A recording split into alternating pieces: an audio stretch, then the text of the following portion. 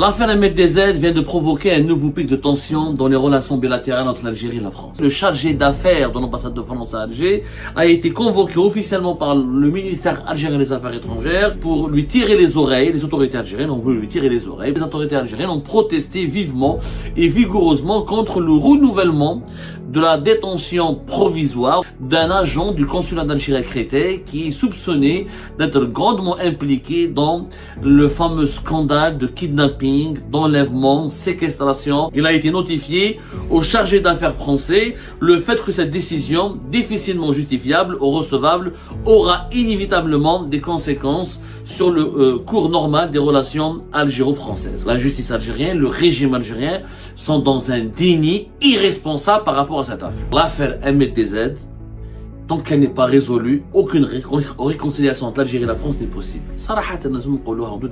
L'Algérie, le régime algérien, doit accepter de faire son autocritique. Si les autorités algériennes n'ont absolument rien à se reprocher dans cette affaire, pourquoi ils réagissent de façon épidermique? Si tu n'as rien fait, si tu es convaincu que tes officiels ne sont pas impliqués dans l'affaire Ahmed DZ, dans ce cas-là, pourquoi tu es en colère? Laisse la justice suivre son cours. L'affaire Ahmed DZ vient de provoquer un nouveau pic de tension dans les relations bilatérales entre l'Algérie et la France. L'affaire Ahmed DZ, comme on l'avait prévu, vient de rappeler aux dirigeants algériens et aux dirigeants français que l'heure n'est pas à la réconciliation, qu'il ne peut pas y avoir de réconciliation ni d'apaisement dans les relations conflictuelles qui opposent ou qui caractérisent les rapports entre l'Algérie et la France depuis maintenant plus d'une année et demie, tant que l'affaire Ahmed DZ n'est pas définitivement résolue, tant que la vérité sur l'affaire Ahmed DZ n'est pas définitivement instauré ou proclamé. Aujourd'hui, nous sommes le 26 mars 2026. Dans cette émission, nous allons vous raconter comment l'ambassade de France à Alger a reçu, en sa qualité de représentant de l'État français en Algérie, le chargé d'affaires de l'ambassade de France à Alger a été convoqué officiellement par le ministère algérien des Affaires étrangères pour entendre et pour pour lui tirer les oreilles. Les autorités algériennes ont voulu lui tirer les oreilles, pour reprendre une expression de la façon la plus gentille, la moins méchante possible. Les autorités algériennes ont protesté vivement et vigoureusement contre le renouvellement de la détention provisoire ou du placement en détention provisoire d'un agent du consulat d'Algérie à Créteil qui est soupçonné d'être grandement impliqué dans le fameux scandale de kidnapping, d'enlèvement, séquestration en relation avec une entreprise terroriste dont avait été victime au mois d'avril, fin avril 2024, le blogueur et cyberactiviste Ahmed DZ. Le ministère algérien des Affaires étrangères a effectivement diffusé un communiqué aujourd'hui même, ce jeudi, pour dire que le chargé d'affaires de l'ambassade de France à Alger a été convoqué au siège du ministère des Affaires étrangères pour protester dans les termes les plus fermes contre le renouvellement hier on était le mercredi, pour une durée supplémentaire d'une année de la détention provisoire d'un agent consulaire algérien. Selon le ministère des Affaires étrangères, l'attention du diplomate français a été fermement appelée sur le fait que l'agent consulaire algérien faisait l'objet d'une détention provisoire d'une année, et ce depuis le mois d'avril 2025, en dépit de son statut protégé au titre de la Convention de Vienne sur les relations consulaires de 1963. Dans ce même contexte, il a été fait, le ministère des Affaires étrangères algérien a fait part au chargé d'affaires de l'ambassade de France à Alger d'une très vive réprobation quant au traitement inqualifiable que subit l'agent consulaire algérien depuis son incarcération, et qui a permis de révéler la première visite consulaire autorisée dont il a bénéficié le 17 mars courant. Enfin, il a été notifié au chargé d'affaires français le fait que cette décision, difficilement justifiable ou recevable, aura inévitablement des conséquences sur le cours normal des relations algéro-françaises. Conclut donc le ministère algérien des Affaires étrangères, qui n'a pas apprécié et qui n'apprécie pas que dans l'affaire Ahmed DZ, il y a toujours un agent du consulat d'Algérie qui soit toujours placé en détention. Donc voilà, la justice algérienne n'a pas réagi, n'a jamais commenté l'affaire Ahmed DZ, il n'y a jamais eu d'enquête dans le cadre de l'affaire Ahmed DZ en Algérie. La justice justice française, elle a fait son travail, elle a ouvert une enquête. Il n'y a pas que cet agent du consulat d'Algérie à Créteil qui est emprisonné. Il y a 8 personnes. On va vous donner tous les détails dans cette émission et on va vous expliquer pourquoi la détention provisoire de cet agent du consulat d'Algérie à Créteil a été renouvelée et est-ce que on peut prendre au sérieux les protestations de ministères algériens des Affaires étrangères tant qu'il y a des indices de plus en plus probants, pour ne pas dire des preuves matérielles, qui attestent de l'implication de certains officiels algériens dans l'affaire MLDZ, qui n'est pas un simple fait divers et qui n'est pas une fabrication ou un mensonge médiatique ou une fabrication de médias sensationnels en France. Je rappelle que l'affaire MLDZ, elle est traitée par le parquet national antiterroriste. Elle relève officiellement elle a été qualifiée d'une entreprise terroriste dans laquelle serait, pour le moment, il faut respecter la présomption d'innocence, il n'y a pas eu de procès qui a été organisé, personne n'a été encore jugé, il n'y a pas eu de verdict, pour le moment il y a des soupçons avérés concernant l'implication d'un État algérien qui est le régime algérien, d'un État étranger qui est le régime algérien. Donc on pensait que les relations depuis la visite de Laurent Nunez à Alger récemment au début de l'année 2026, on pensait que les relations algéro-françaises étaient en train de tourner la page du conflit, des tensions, du bras de fer. Ce n'est pas le cas visiblement parce qu'on l'a toujours dit et on l'a toujours rappelé. Même quand Laurent Nunez est venu à la mi-février 2026, c'était à la veille, bien avant le mois du Ramadan, à la veille du mois du Ramadan, quand il est venu à Alger, on l'avait dit, on l'avait expliqué, on ne peut pas réchauffer les relations entre l'Algérie et la France tant qu'il y a cette pierre dans le sandal, cette grosse épine dans le pied des deux pays qui est l'affaire MLDZ. Et l'Algérie, la justice algérienne, le régime algérien sont dans un déni irresponsable par rapport à cette affaire. Alors, revenons d'abord au fait. Qu'est-ce qui s'est passé? Effectivement, il y a un agent du consulat d'Algérie qui travaille au consulat d'Algérie à Créteil, qui est un agent consulaire, qui est emprisonné depuis le mois d'avril 2025. Depuis la mi-avril, depuis le 13, il a été arrêté vers le 11, il a été présent en garde à vue, il a été présenté devant les juges du parquet national antiterroriste, il a été placé en détention vers le 13-14 avril 2025. Donc ça fait pratiquement une année, effectivement, qu'il est emprisonné. Il s'appelle Smaïl R. C'est un militaire, ce n'est pas un civil, ce n'est pas un simple diplomate, puisqu'il a la casquette d'un membre des services secrets algériens. Cette casquette n'est pas choquante dans le contexte algérien, puisque ce n'est pas un acte isolé. Les diplomates algériens à l'étranger sont majoritairement tous des espions. Entre guillemets des espions, ça veut dire qu'ils sont tous des agents des services secrets algériens au niveau de l'enseignement extérieur. L'enseignement extérieur, la direction de la générale de la documentation de la sécurité extérieure, la DGDSE, ou la DDSE, comme on l'appelle en Algérie la DDSE, la direction de la documentation de la sécurité extérieure, elle est étroitement liée à l'appareil diplomatique. Il est dit dans certains postes sensibles, ou dans certains pays stratégiques pour l'Algérie, comme la France, comme l'Espagne, comme le Maroc, comme l'Égypte, comme l'Italie, la majorité des diplomates qui sont en poste sont rarement des diplomates civils, ils sont aussi diplomates et des membres des services secrets. C'est-à-dire qu'ils ont le grade de colonel, de lieutenant-colonel. Ce sont des militaires détachés au niveau de l'enseignement extérieur qui sont formés pour devenir des diplomates, mais qui ont été aussi initialement formés pour être des espions et pour être des agents des services secrets. Donc, ils ont la double casquette d'agents des services secrets et de diplomates. C'est pas un cas d'ailleurs, l'Algérie, c'est pas un cas propre à l'Algérie, puisque même dans les grands pays, par exemple, l'ambassade de France à Alger, la majorité écrasante des ambassadeurs qui sont passés par ce poste sont aussi des officiers ou des membres de la DGSE française, les services de renseignement secret français, de renseignement extérieur. C'est le même cas pour la CIA, c'est le même cas pour les Russes, pour les Chinois. Il y a des relations secrètes, incestueuses et non dites même entre la diplomatie et les services de renseignement.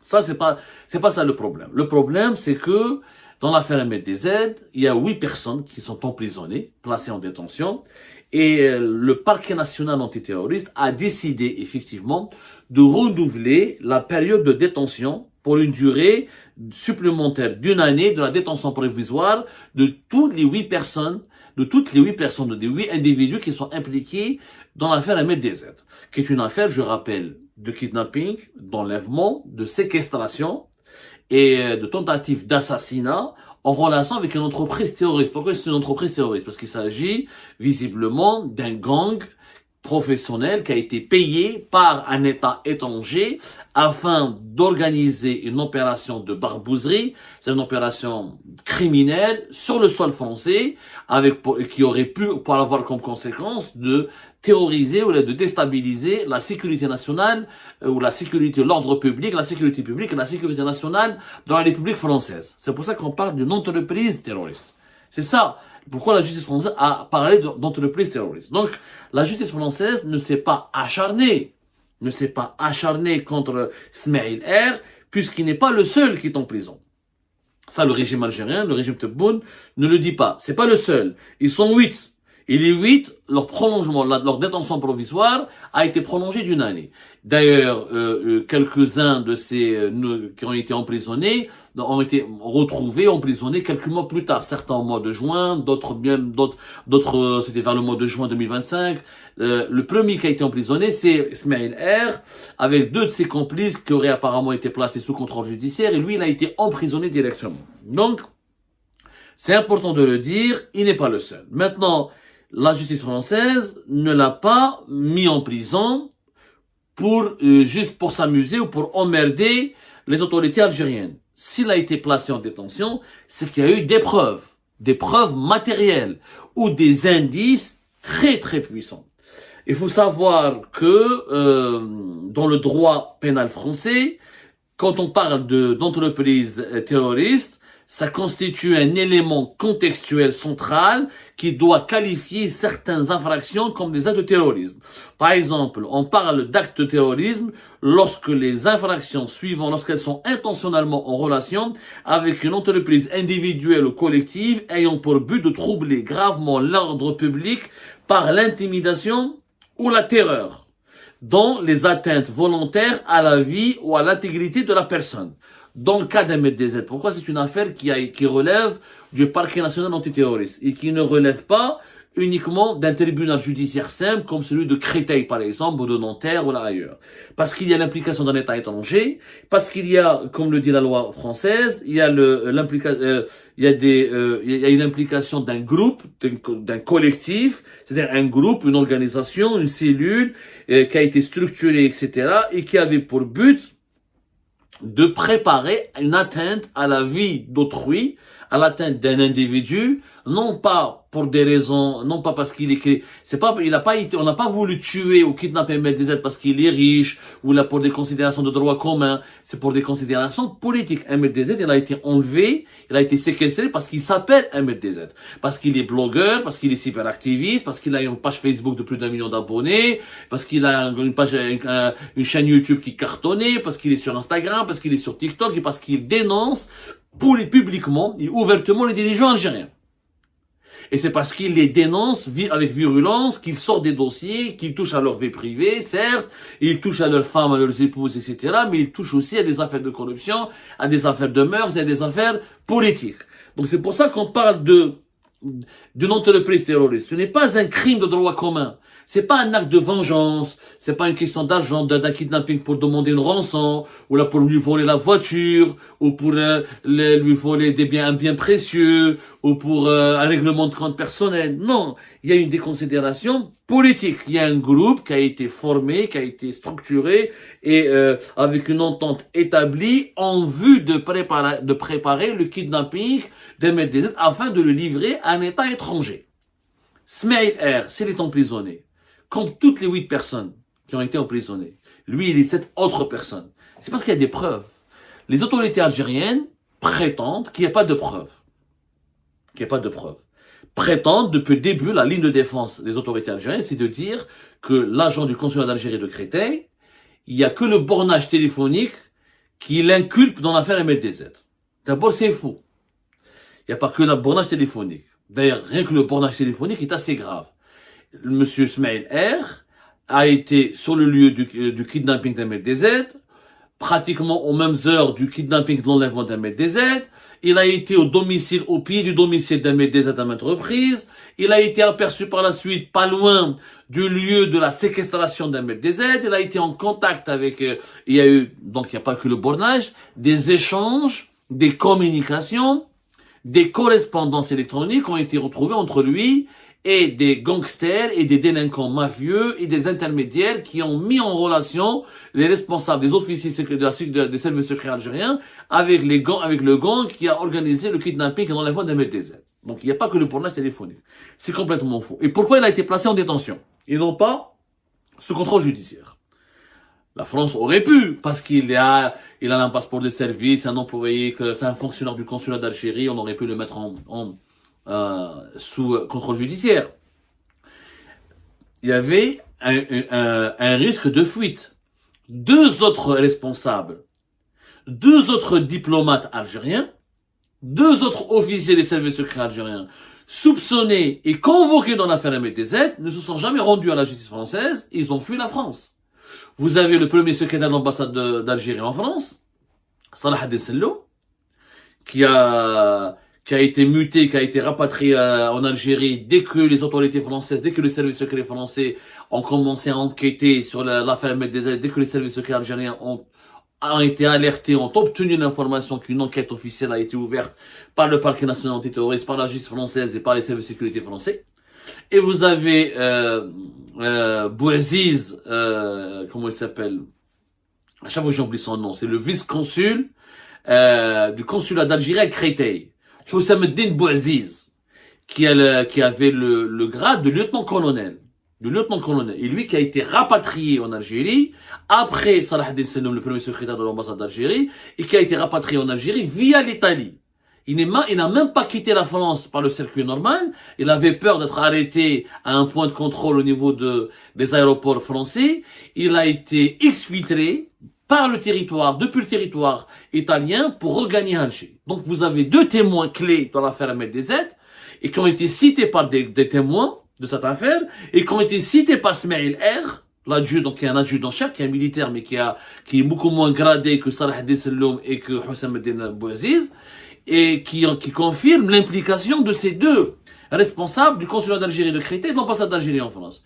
Ils ont pris la fuite. Quand la France, quand la justice française, quand le parquet national antiterroriste les a convoqués, ils ont refusé de se rendre à la convocation.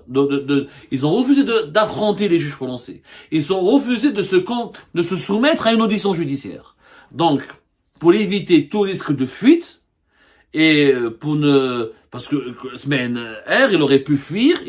D'abord, il était en Algérie, lui, après l'affaire Ahmed Dezet, il a été longtemps en Algérie. Il est revenu sur le sol français, pensant que c'est bon, il est à l'abri, etc. Et c'est à ce moment-là qu'au mois d'avril 2025, il a été appréhendé, arrêté par les services de la DGSI, la Direction Générale de la Sécurité Intérieure, c'est le contre-espionnage français, c'est les services de l'enseignement intérieur français. Appréhendé, les juges l'ont placé directement en détention parce qu'il y a un risque de fuite. Ces deux autres interlocuteurs ou responsables hiérarchiques et ces deux collaborateurs ont fui la France. Donc il y avait la justice française n'avait pas confiance, n'avait strictement pas confiance. Maintenant, effectivement, dans le communiqué du ministère des Affaires étrangères, il est dit qu'il avait été privé de parloir. Voilà. Il avait été privé de parloir. Depuis son incarcération, il n'avait pas le droit de recevoir des proches ou de recevoir une communication téléphonique ou de rencontrer au parloir des membres de sa famille. C'est dit à la fin du communiqué et que maintenant, le 17 mars, les autorités judiciaires françaises ont accepté une visite consulaire soit autorisée. En une année, il n'a reçu aucune visite consulaire. Pourquoi? Parce le consulat lui-même, les services consulaires algériens eux-mêmes sont suspectés dans cette affaire, Ahmed Dezet.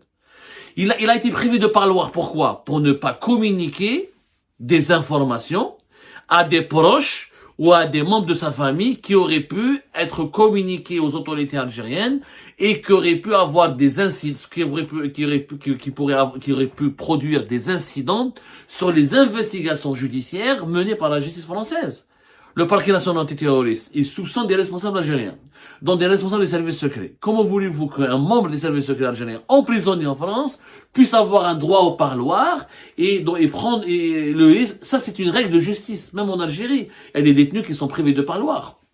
Quand il y a une affaire grave, une affaire criminelle très grave, une affaire terroriste, les suspects sont privés de parloir pour éviter toute fuite et toute manipulation de l'enquête ou toute communication qui pourrait produire un incident ou une incidence sur les investigations judiciaires. La justice française n'a pas lésé Ismaël R. Elle n'a pas lésé, il faut dire la vérité, donc on est honnête. On parle de kidnapping, Yannis. On parle de séquestration. On parle d'enlèvement. On parle de tentative d'assassinat. On parle d'entreprise terroriste. Contre le ministère algérien des Affaires étrangères, il parle à juste titre de la protection diplomatique, de la protection consulaire, au titre de la Convention de Vienne sur les relations consulaires de 1963. Il a complètement raison. Mais la Convention de Vienne de 1963, elle n'accorde pas une immunité diplomatique absolue. Il n'y a aucune immunité diplomatique absolue. C'est complètement faux. Un diplomate ou un agent consulaire n'a pas le droit de tuer, n'a pas le droit de kidnapper, n'a pas le droit d'agresser, n'a pas le droit de voler, n'a pas le droit de commettre des crimes.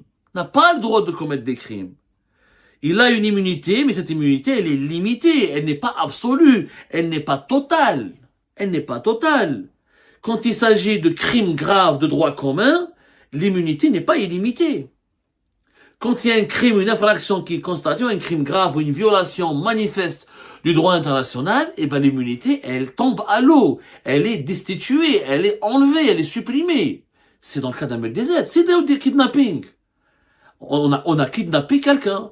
On l'a enlevé pour le tuer, pour lui faire du mal, pour peut-être même le livrer en Espagne à un autre gang dont on ne sait pas ce qu'ils auraient fait d'MLDZ, peut-être qu'il aurait pu être torturé. MLDZ, ça a été prouvé, des rapports médicaux l'ont prouvé. On a vu récemment l'enquête de France 2, de complément d'enquête. Il a été drogué, il a été ligoté. C'est une violence très grave, gravissime l'affaire MLDZ.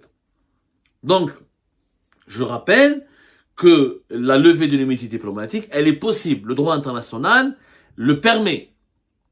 La Convention de Vienne, elle permet aux pays hôtes de déclarer persona non grata un diplomate qui cause problème sur le sol de son pays, comme on peut procéder à son arrestation s'il a commis un crime grave. En l'occurrence, là, il n'a pas harcelé une fille, ou dragué une jeune demoiselle, ou l'a volé un peu de pain, ou là il a volé une baguette de pain. Là, on parle de l'organisation d'un kidnapping, d'un enlèvement, d'une entreprise terroriste. On l'a dit, et on ne cessera de le redire. L'affaire MLDZ, tant qu'elle n'est pas résolue, aucune réconciliation entre l'Algérie et la France n'est possible. صراحة لازم نقولوها en toute vérité. من المستحيل.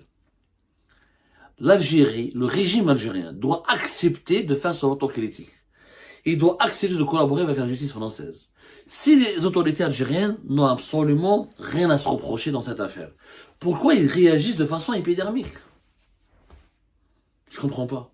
Si tu n'as rien fait, si tu es convaincu que tes officiels ne sont pas impliqués dans l'affaire MLDZ, dans ce cas-là, pourquoi tu es en colère? Laisse la justice suivre son cours.